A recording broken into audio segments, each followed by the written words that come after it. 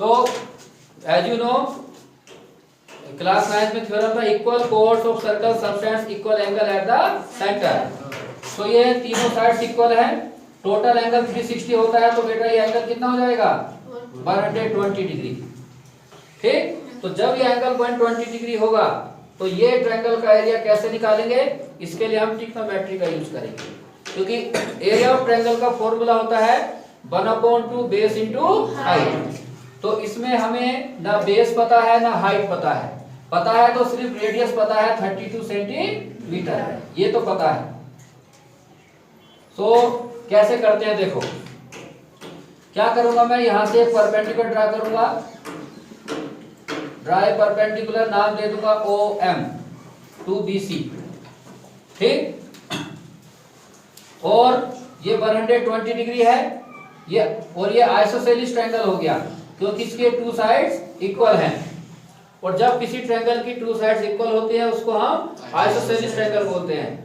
और isosceles triangle की एक प्रॉपर्टी होती है, आइसोसेलेस ट्रायंगल की प्रॉपर्टी है कि जब आप परपेंडिकुलर ड्रा करो वर्टेक्स से तो वो बेस को बाइसेक्ट करता है, तो जितना BM होगा उतना ही CM होगा, और इस एंगल को भी बाइसेक्ट करता है। ये टोटल 120 डिग्री था, तो ये एंगल 60 डिग्री हो जाएगा और ये एंगल 60 डिग्री हो जाएगा। समझो ये वाला ट्रायंगल मैंने यहाँ बना लिया, यहाँ बनाऊंगा तो थोड़ा जगह कम है, इसी ट्रायंगल को मैंने यहाँ बनाया। ठीक, और ये कितना है 32, ये 32। ठीक है, तो थोड़ा मैं इस डायग्राम के बारे में पहले लिखते हैं, लिखो।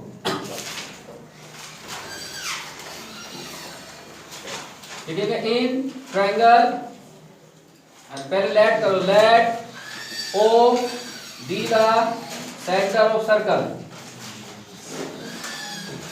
let O be the center of circle and join OA, OB and OC and draw OM perpendicular to BC. ठीक, we know that in an isosceles triangle perpendicular bisect the base, जो perpendicular होता है वो base को bisect करता है। Base मतलब वो साइड जो बराबर नहीं होती, और परपेंडिकुलर वर्टेक्स से ड्रा होना चाहिए, तो बेस को बाइसेक्ट करता है। And bisect base and vertex angle, vertex angle ये इसको भी बाइसेक्ट करेगा, बेस को भी बाइसेक्ट करेगा। Therefore angle BOM equal angle COM equal हो जाएगा 120/2 half 60 degree, and BM equal CM equal हो जाएगा बस BM इक्वल CM। ठीक, ये 120 कैसे आया, ये भी थोड़ी देर पहले मैंने बताया था आपको, तो ये भी 120 होगा, ये भी 120, सेंटर O था ये। ठीक, नाउ अब ट्रिग्नोमेट्री का यूज करते हैं। यहाँ देखो चैप्टर नंबर 8 मैंने आपको पहले पढ़ाया हुआ है, तो हमारा मेन क्या है, हमें ये हाइट निकालना है और ये बेस निकालना है। कैसे करते हैं ट्रिग्नोमेट्री, सुनो थोड़ा सा ट्रिग्नोमेट्री का जरा बता रहा हूं मैं आपको। ट्रिग्नोमेट्री का यूज सिर्फ और सिर्फ राइट एंगल ट्रायंगल में ही होता है।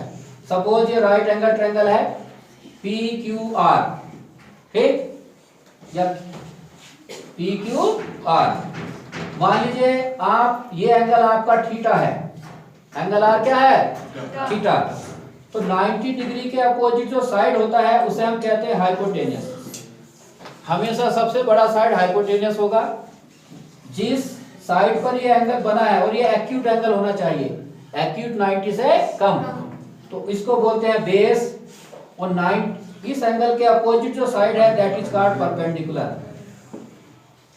सपोज करो ये ट्रायंगल है पी क्यू आर, लेकिन ये जो थीटा है यहां पर है, तो ये आपका बेटा परपेंडिकुलर बनेगा, ये आपका बेस होता है और ये हाइपोटेनियस होता है, बाकी ये 90 रहेगा।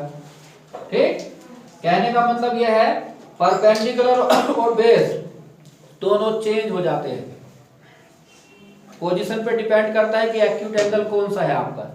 अगर एक्यूट एंगल यहाँ है, ये परपेंडिकुलर ये बेस, अगर एक्यूट एंगल यहाँ पर है, ये परपेंडिकुलर ये बेस। हाइपोटेनियस फिक्स होता है, longest side opposite to the 90 degree.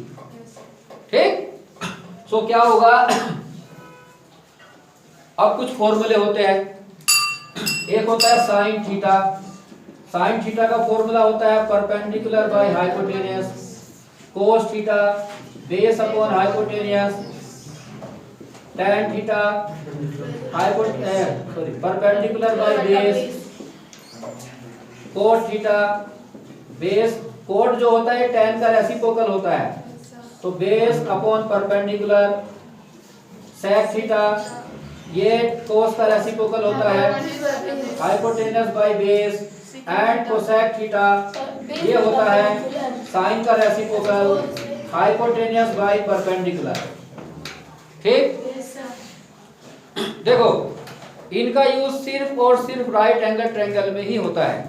और कब यूज होता है, जब आपको ट्रायंगल की एक साइड पता हो, एक साइड पता हो बेस परपेंडिकुलर हाइपोटेनियस, और उस ट्रायंगल का एक एंगल पता हो एक्यूट एंगल, तब हम ट्रिग्नोमेट्रिक रेशियो का यूज करके हम बाकी दोनों साइड को निकाल सकते हैं। वहीं पर मेनली ट्रिग्नोमेट्री का यूज होता है, ट्रिग्नोमेट्रिक रेशियो का।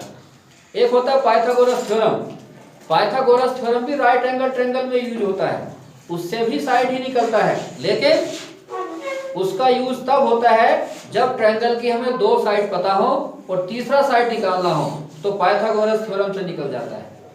लेकिन जब साइड एक ही पता हो, बाकी दो साइड नहीं पता हो, तो पाइथागोरस थ्योरम से आप नहीं निकाल सकते। लेकिन जब एक साइड पता हो और एक्यूट एंगल एक पता हो राइट एंगल ट्रायंगल में, तो आप बाकी दो साइड को निकाल सकते हो ट्रिग्नोमेट्रिक रेशियो का यूज करके। तो ये चैप्टर 8 में था, ये थोड़ा मैंने एक्स्ट्रा बताया आपको, चैप्टर 8 में मैं पढ़ा चुका हूँ, तो वहां पर लिखा भी होगा। तो इन्हीं में से हम इनका यूज करेंगे। देखो अब यहाँ आ जाओ, यहाँ पर यही ट्रायंगल मैंने बेटा यहाँ बनाया, देखो इस ट्रायंगल में देखो OMB में ये राइट एंगल है, राइट एंगल ट्रायंगल है ना, ठीक। तो इसमें ये एंगल आपको पता है और ये साइड आपको पता है, और हमें ये निकालना है, क्योंकि एंगल यहाँ पर है, तो बेटा ये होगा बेस और ये होगा आपका परपेंडिकुलर, ये होगा आपका हाइपोटेनियस। हाइपोटेनियस आपको पता है, परपेंडिकुलर सॉरी बेस हमें निकालना है। तो सोचो हाइपोटेनियस और बेस किस फॉर्मूले में आते हैं, इनमें से किसी एक फॉर्मूले में हाइपोटेनियस और बेस होंगे, एक में नहीं दो में होंगे। किसमें है, कोस में और सेक में, क्योंकि ये एक दूसरे के ही रेसिप्रोकल है, तो दोनों में होंगे। तो हम कोस थीटा का यूज करेंगे, हम लिखेंगे now in right triangle OMB cos theta equal to base upon hypotenuse. Cos theta, theta angle को बोलते हैं, दैट इज 60 डिग्री, बेस हमारा OM हो गया और हाइपोटेनियस हमारा OB।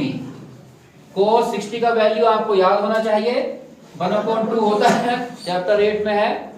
OM हमें नहीं मालूम, OB हमारा है 32 क्रॉस मल्टीप्लाई करो, इधर आ जाएगा 1/2 इंटू 32 इक्वल OM, कैंसिल करोगे 16, OM equal 16 centimetre. So height आ गया। नाउ अब हमें BM निकालना है, तो BM के लिए क्या करेंगे, ये हो गया बेटा परपेंडिकुलर, ये हो गया हाइपोटेनियस। सोचो परपेंडिकुलर और हाइपोटेनियस किस ट्रिग्नोमेट्रिक रेशियो में आते हैं, किस में आते हैं, साइन में। तो अब हम साइन थीटा लगाएंगे। Now again in right triangle OMB sine theta equal to perpendicular by hypotenuse. Theta यही होगा बेटा 60 डिग्री, परपेंडिकुलर आपका हो गया BM एंड हाइपोटेनस हो गया आपका 32। सॉरी चलो ओ भी लिखते हैं पहले। नाउ मैं यहां लिख रहा हूं साइन थीटा, साइन 60 का वैल्यू होता है स्क्वायर रूट 3/2।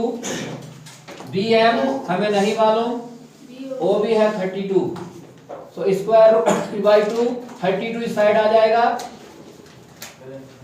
2 16 का 32, सो BM हो गया 16 square root 3 centimetre square. Sorry side है ये, स्क्वायर नहीं सेंटीमीटर। BM आ गया।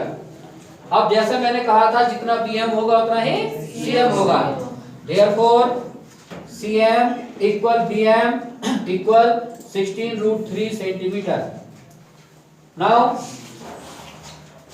BM और CM आ गया। अब हम निकालेंगे BC। Therefore BC equal to हो जाएगा BM plus CM।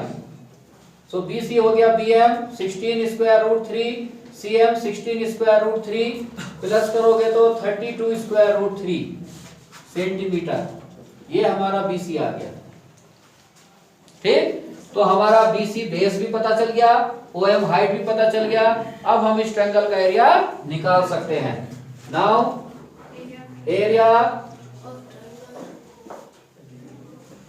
Area of triangle OBC formula 1/2 base into height.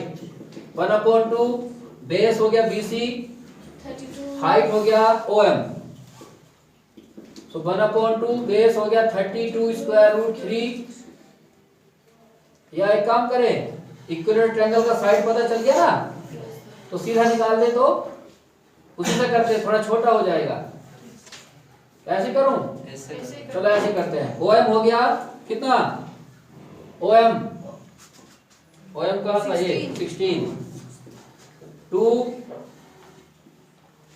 16 या 32, 16 into 16 256 square root 3 centimetre square. ये बेटा एक ट्रायंगल का एरिया आ गया, उतना ही इसका होगा, उतना ही इसका होगा, तो इस टोटल का जो एरिया होगा वो इसका ट्रिपल हो जाएगा। ठीक है, इसके बाद मैं यहां लिख रहा हूं, यहां से now area of equilateral triangle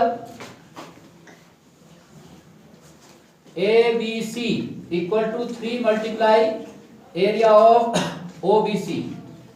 OBC का ट्रिपल, ठीक, 3 इंटू OBC का एरिया आएगा 256 square root 3, 3 6 18, 3 5 15, 1 16, 3 2 6 1 17, sorry 3 2 6 plus 1 7 centimetre square. ये ट्रायंगल का एरिया आ गया। तो हमें चाहिए था डिजाइन का एरिया, तो डिजाइन का एरिया सर्कल में से इस ट्रायंगल को माइनस करेंगे। तो अब हम सर्कल का एरिया निकालते हैं। Now area of circle pi r square, pi का वैल्यू 3.14 लिख लो, और r है बेटा 32 स्क्वायर, सो 3.14 32 स्क्वायर, 32 इंटू 32 शायद 1024 होगा। ठीक, मल्टीप्लाई कर लेना, सेंटीमीटर स्क्वायर आ जाएगा। उसके बाद मैं यहां लिख रहा हूं now area of shade, area of design, area of design equal to area of circle minus area of triangle ABC। Circle का एरिया बेटा यहां से पता चलेगा, और minus area of triangle ABC आ गया 768 स्क्वायर रूट 3। स्क्वायर रूट 3 का वैल्यू रख लेना 7.32, मल्टीप्लाई करके फिर माइनस कर लेना, आपका आंसर आ जाएगा। ठीक, ऐसे आपको करना है। तो जरा ध्यान से लिखना, देखो कैसे लिखोगे आप। सबसे पहले ये लिखोगे यहां तक, उसके बाद यहां से यहां तक, उसके बाद ये नहीं लिखना है आपको, ये तो मैंने सिर्फ समझाया आपको। यहां के बाद फिर यहां से लिखना है, फिर इसके बाद ये लिखना है, इसके बाद फिर ये, फिर ये, जरा ध्यान से लिखना है। ठीक, करना है इसको। और बाकी जो क्वेश्चन है, क्वेश्चन नंबर 7 और 8, क्वेश्चन 7 और 8 ये दोनों आपके होमवर्क हैं, आप कर सकते हैं, इसको कर लेना, खुद सोचो कैसे करेंगे, ठीक है।